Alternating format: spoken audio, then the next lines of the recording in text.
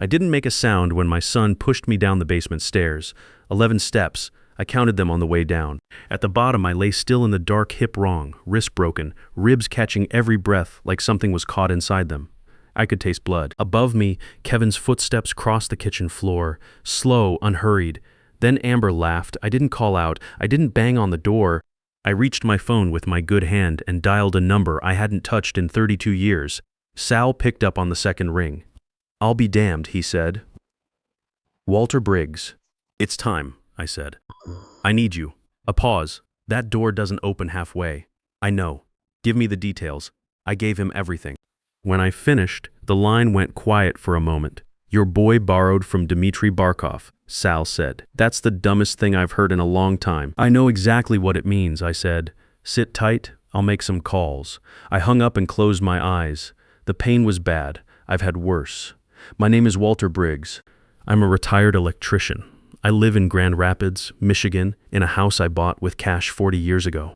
For the past 32 years, I've been exactly that, a retired electrician, a widower, a quiet man who tips well and causes no trouble. But that wasn't always who I was. Before Grand Rapids, before the house, before Carol, I worked for the Corelli family out of Newark for 18 years. I was what they called a cleaner. Problems that couldn't go through legal channels went through me. I was good at it. Never caught, never traced, never questioned. When Carol gave me the ultimatum, the life or her, I chose her without hesitation.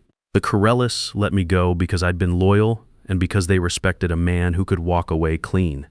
I became Walter Briggs, got licensed as an electrician, had a son, raised him in that house, and lived straight for 32 years. The only person from that life who knew where I was Sal, my former partner. I hadn't needed to call him until that night. Carol died 4 years ago. Cancer took her fast.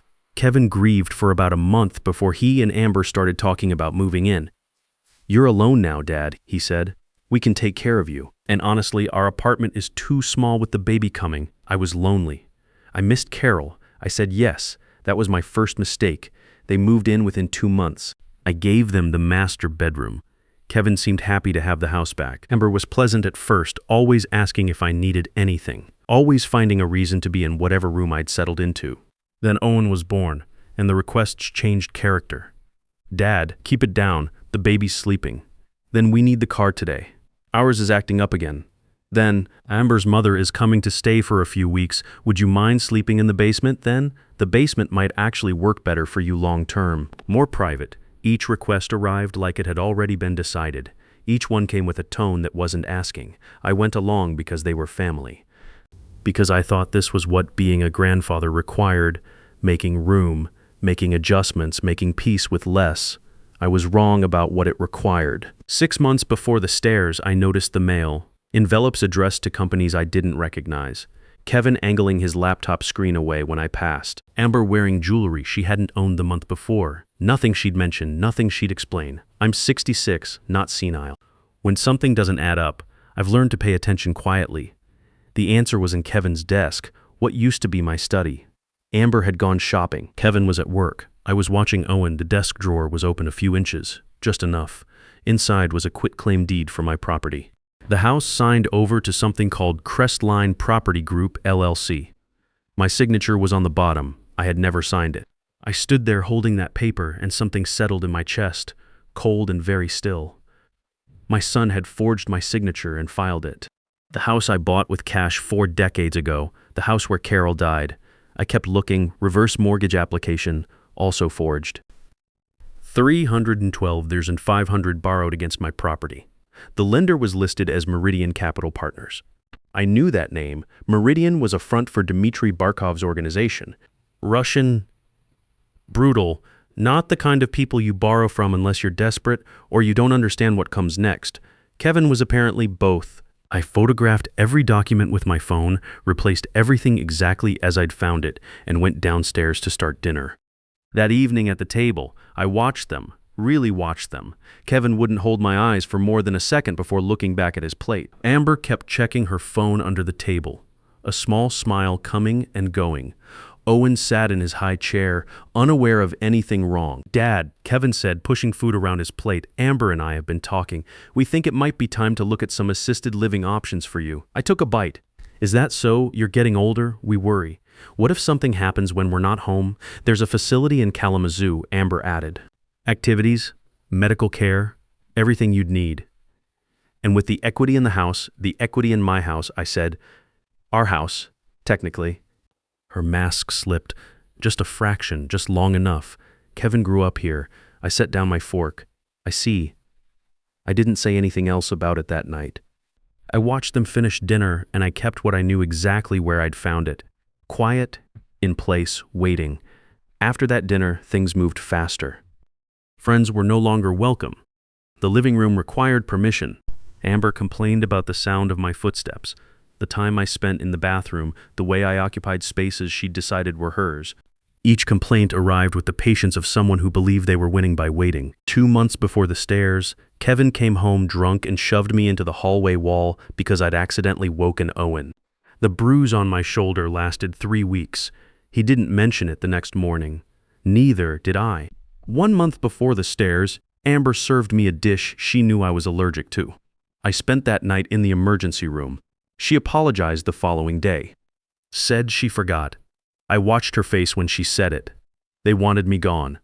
The assisted living conversation had been an offer. What came after it was something else. The night it happened, I had made pot roast. Carol's recipe. It was a Sunday exactly 4 years since she'd passed. I'd gone to her grave that morning, like I do every week. Told her about the house. Told her I was watching. Dinner was tense from the first minute. This is overcooked, Amber said, dropping her fork on the plate. Can't you do anything right, Walter? She'd stopped calling me Dad 2 months earlier. I followed Carol's recipe, I said. Carol's dead, flat, deliberate. Maybe it's time to accept that. Kevin shifted in his seat. Even he looked away from that one. That was uncalled for, I said. You want to talk about uncalled for? She stood up. You sit here every day contributing nothing, eating our food, your food, I said quietly. Interesting word. What does that mean? Kevin's eyes narrowed. I was tired. Tired of being managed in my own house.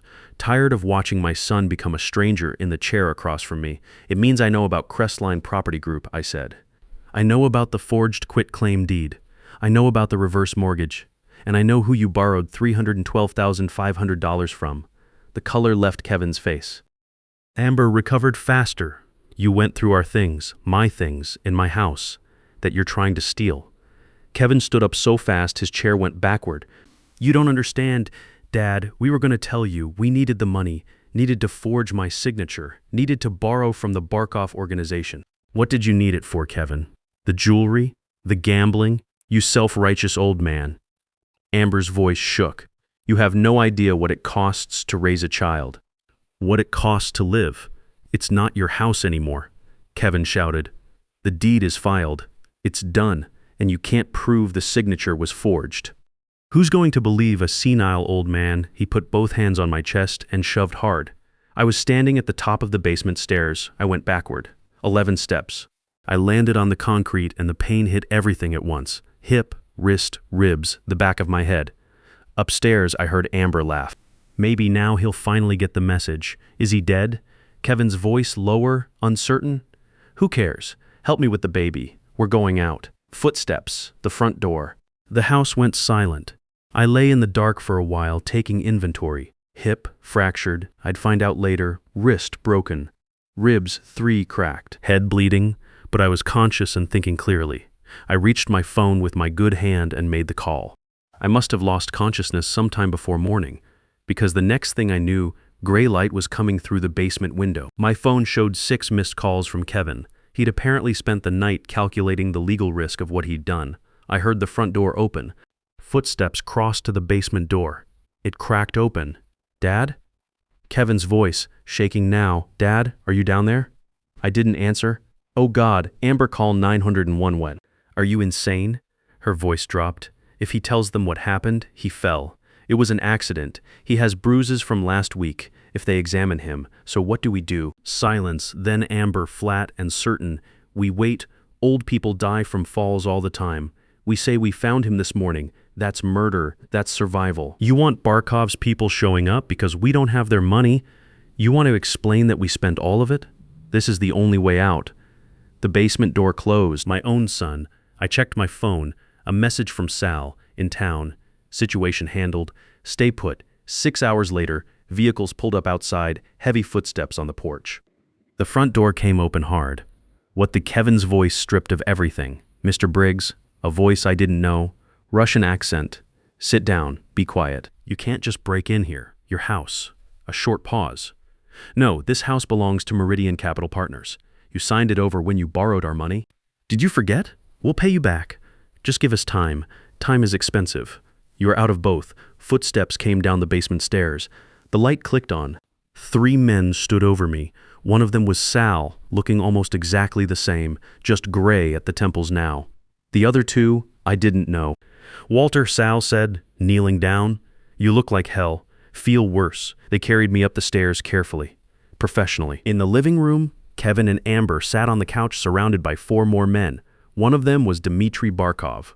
I recognized him from years ago, older now, gray, but those cold eyes were the same. He looked at me, broken, bleeding, leaning on one of his men, and smiled without warmth. Walter Briggs, I heard you were dead. Rumors, I said. Sal tells me these 2 are your family, that they did this to you. My son pushed me down the stairs, I said. His wife helped plan it. They forged my signature to transfer my house to a shell company. They borrowed $312,500 from you using my property as collateral, with no intention of repaying it. And this morning, they decided to leave me in the basement rather than call for help. Barkov's smile disappeared. He turned to Kevin and Amber. Is this true? It's not what it looks like, Kevin started. You spent my money on jewelry and gambling.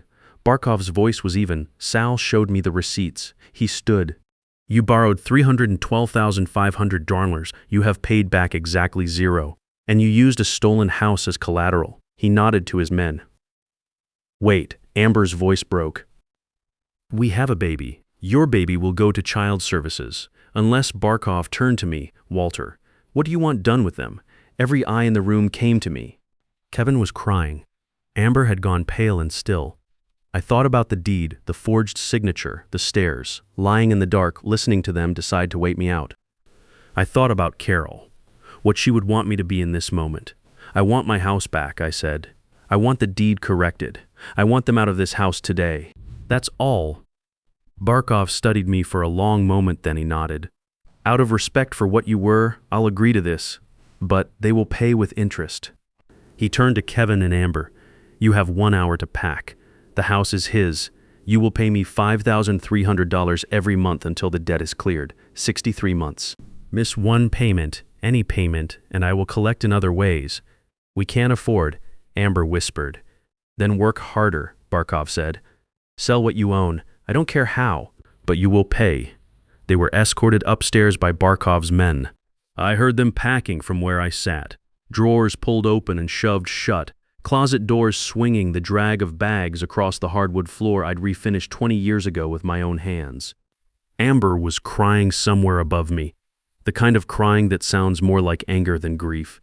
Kevin was talking low and steady, the same tone he'd used as a boy when he was trying to negotiate his way out of something he'd already lost.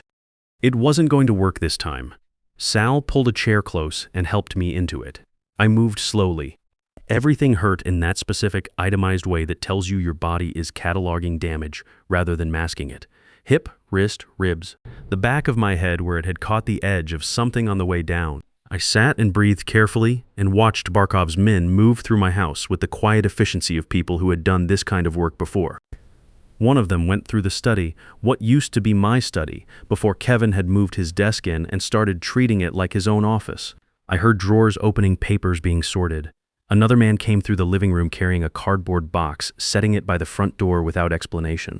A third disappeared into the kitchen and came back with the folders I'd seen Kevin keep on the counter. The ones I'd never been allowed to look through directly, the ones he'd angle away from me if I walked too close. Crestline Property Group LLC, Meridian Capital Partners. 40 years of my house reduced to documents in someone else's box. The man from the study came back and handed me an envelope. Inside was the deed to my property, my name, my address, properly recorded, the way it had been since I'd signed it with my own hand 4 decades ago. The forged version, the one with Kevin's copy of my signature on the bottom, was gone. Whatever Barkov's organization had filed to unwind it, They'd done it quickly and completely, and without asking me to explain anything to anyone. I held the deed for a moment, feeling the weight of the paper. Then I set it on the table in front of me and left it there. Sal sat down across from me. He looked around the room at the walls, the furniture, the old photographs Carol had hung before she got sick and never got around to rearranging, with the expression of a man taking inventory. "You went soft, Walter," he said. "Not unkindly. In the old days you would have handled this differently." "In the old days I didn't have a conscience," I said. Carol gave me one. He nodded slowly, like that was an answer he'd expected and had already decided to accept. "You know they'll tell people what happened here," he said. "Kevin and Amber. When they get out of this room and start thinking clearly, they'll tell someone, a lawyer, a friend, anyone who'll listen. Let them." I looked at the deed on the table. Who's going to believe a couple who forged legal documents and borrowed from a criminal organization? They'll sound exactly like what they are, and anyone they talk to will know they owe $500, $300 a month for 63 months. That tends to end conversations. Sal smiled. The first real one I'd seen from him since he'd walked down those basement stairs and found me on the floor. It looked the same as it always had, slow to arrive, genuinely meant. "You're still sharp," he said. "I'm still alive. Same thing at my age." He stood, buttoned his coat, checked something in his jacket pocket without taking it out. The gestures of a man who was always half ready to move to the next thing. Some habits don't leave, no matter how many years pass. "Get to a hospital," he said. "Tonight, not tomorrow." And Walter, he paused, choosing the words. "Stay retired." I mean it. The world's different now, messier. You wouldn't recognize most of it, and the parts you would recognize you wouldn't like. "I don't plan on coming back," I said. This was one time, a specific debt for a specific situation. "Good." He picked up his coat from where he'd draped it over the arm of Carol's chair. "Your boy, you think any of this lands with him? You think he learned something?" I thought about it, honestly, the way Sal deserved. Kevin upstairs, packing in a hurry, talking low to Amber, understanding for the first time in his adult life that there were consequences he couldn't negotiate away. "I don't know," I said. "Maybe. But that's not my problem anymore." It stopped being my problem when he put his hands on my chest. Sal nodded once. He walked to the door, opened it, and didn't look back. The sounds from upstairs changed, less movement, more weight, bags being lifted, a child's carrier being snapped into its handle, then footsteps on the stairs, slow and deliberate, the way people walk when they're carrying things and trying not to fall. Kevin came down first. He had 2 bags on his shoulders and Owen's carrier in one hand. He navigated the last step, looked up, and then looked immediately at the floor. He crossed the room without meeting my eyes and set the bags by the door. Amber came down after him with a rolling suitcase and a look on her face that had given up pretending to be anything other than what it was. Hatred. Clean and direct, the way she'd been in her better moments, when she'd stopped bothering to manage her expressions around me. She looked at me the way you look at something you want to remember being angry at. I held her gaze until she turned away. Kevin stood near the door with his bags and his son and the expression of a man who had not yet decided what to say. I waited. Outside, one of Barkov's men was moving a vehicle. I could hear the engine idling. "You're really going to let them do this?" Kevin said finally. His voice had gone quiet. The anger that had been in it when he'd shoved me, the loud, self-justifying anger of someone who had convinced themselves they were owed something, that was gone. What was left sounded younger, almost unfamiliar. "Do what?" I said. "Hold you accountable. I'm your son." I let that sit in the room for a moment. I didn't say it wasn't true. It was true. It had been true for 38 years, and it was still technically true now, and I thought it probably always would be in some narrow biological sense that I no longer found meaningful. "You pushed me down the stairs," I said. "You forged my signature on a legal document. You borrowed money from dangerous people using my house as collateral without my knowledge or consent. You put food on my plate that you knew would send me to the emergency room. And when I was lying on that basement floor, you decided to wait and see if I would die on my own rather than call for help." I looked at him steadily. "You stopped being my son when you chose that path. I didn't make that choice, you did. We needed the money, I know you did. And I know things were hard, and I know Amber pushed and you went along with more than you should have. And I know somewhere in there you told yourself a story about how this was temporary and you'd fix it and no one would get hurt." I leaned forward slightly because I wanted him to hear this clearly. None of that changes what you did. Everyone needs money. Not everyone decides to steal it from their own father and leave him on a concrete floor. Kevin looked at Owen in the carrier. The baby was asleep, one fist curled near his face. Unaware of any of it, Amber picked up her suitcase handle. "This isn't over," she said. "Yes," I said, "it is."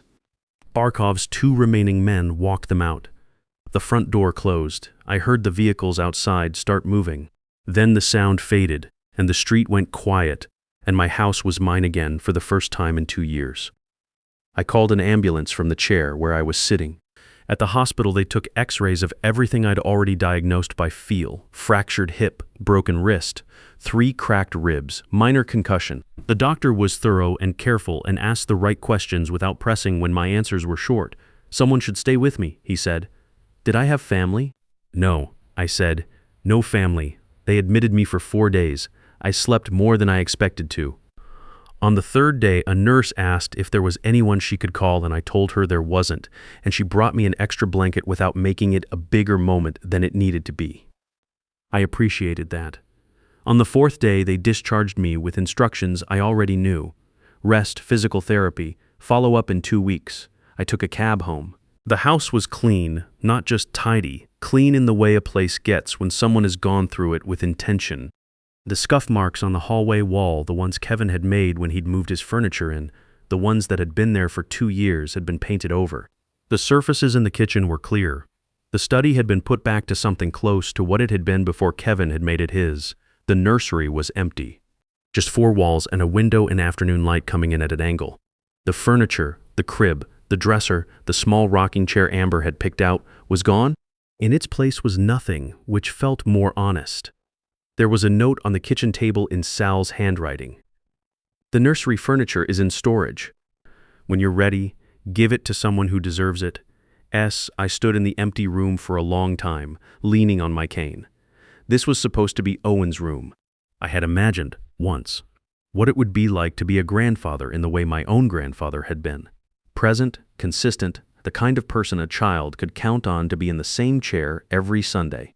I had been wrong about a lot of things in my life, but I think that had been a reasonable thing to want.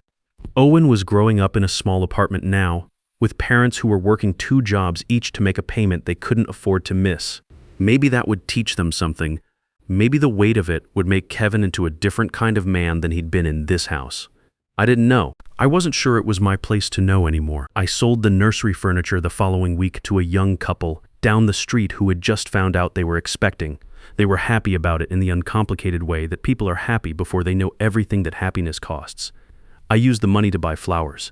Carol's grave is in the older section of the cemetery, under 2 oak trees that were already large when she was buried and have only gotten larger since.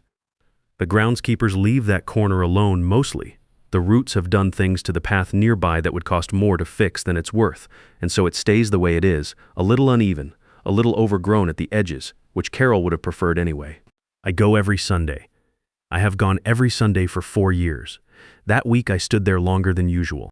I'd brought white roses, which had been her preference, and I'd set them against the stone and stepped back the way I always do, giving her the space that feels right, even though I understand intellectually that space is not something she requires anymore. I broke my promise, I said.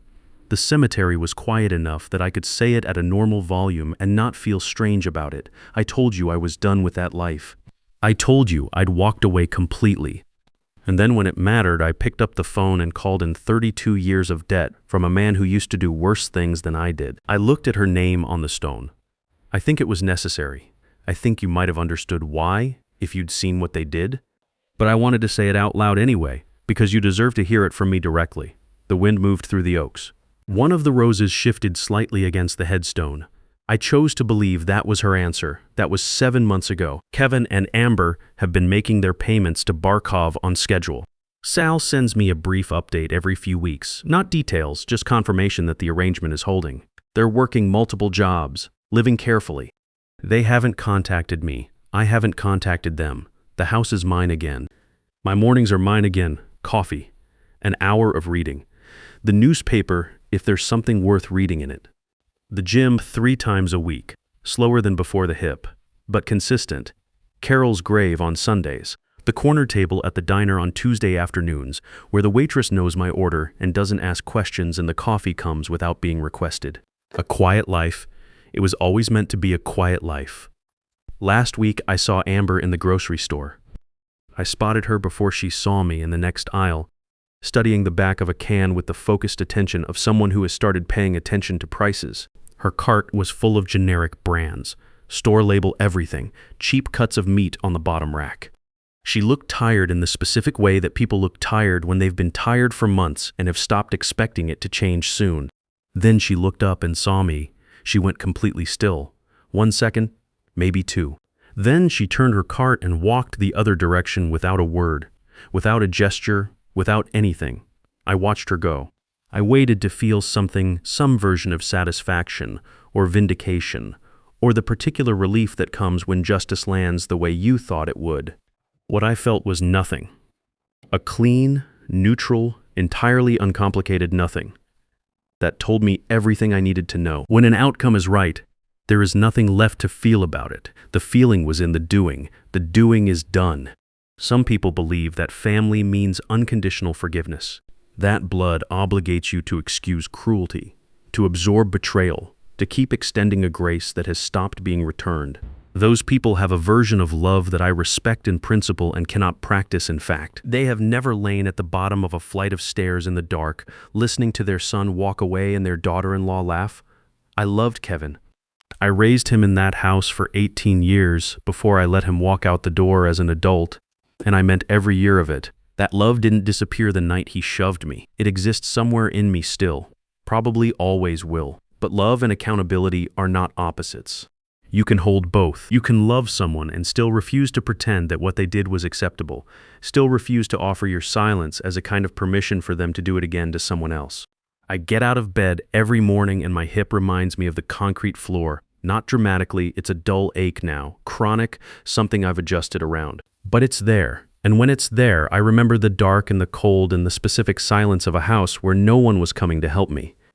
I remember that clearly, and I let myself remember it, because forgetting would require a kind of dishonesty I'm not willing to practice at 73. I'm 73 years old.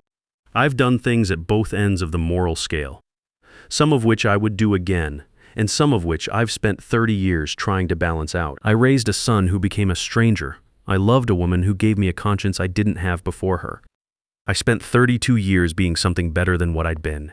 And when it was necessary, I reached back into what I'd been and used it one final time for a specific purpose, and then I put it down again.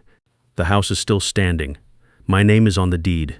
The oak trees over Carol's grave are as large as they've ever been. I live alone now. I have my quiet. I have Sunday mornings and Tuesday afternoons, and the particular piece of a place that belongs to you again after it has been taken and returned. I don't have family. But I have something that turns out at this age to be worth considerably more than I understood when I was younger. I have peace, and I've learned finally completely that the quietest men are quiet for a reason, not because they have nothing to say, because they already know what they're capable of, because they've made their accounting with it, because they see no reason to announce it to anyone until the moment they do. There are situations where the most powerful thing a person can do is simply remember, clearly, and without flinching, who they were before someone decided they were harmless.